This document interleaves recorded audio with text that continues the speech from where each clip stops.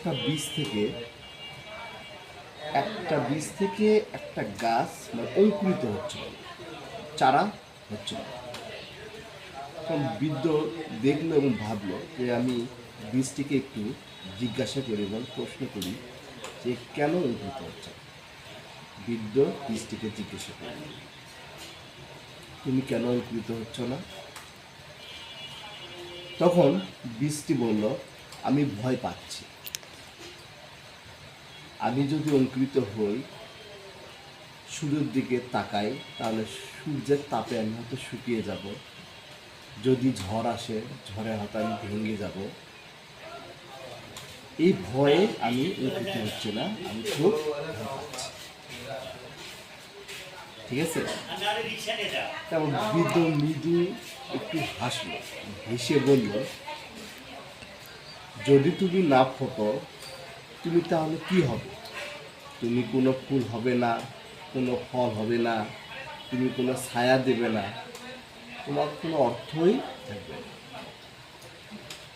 বীজটি কথা শুনে অনেকক্ষণ ভাবল, ভেবে দেখলো হ্যাঁ, বৃদ্ধ তো ঠিকই বলেছেন।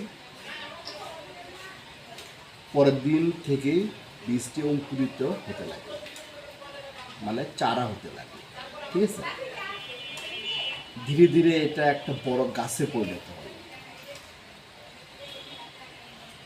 এক সময় এটি বিশাল গাছ হওয়ার পরে সেই গাছে সুন্দর ফুল, সুন্দর ফল ফুটতে লাগে এবং মিষ্টি মিষ্টি ফল।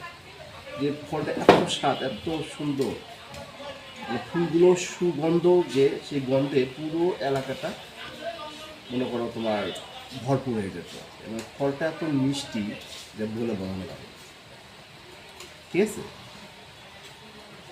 আর গাছটা এত বড় হয়েছে, সেই গাছের নিচে প্রতিদিন মানুষ এসে বসতো, মানে ছায়ায় বসতো এবং বিশ্রাম নিত, সেই গাছের ফল খেত। লোকজন সেই গাছটিকে আবার অনেক ভালোবাসত।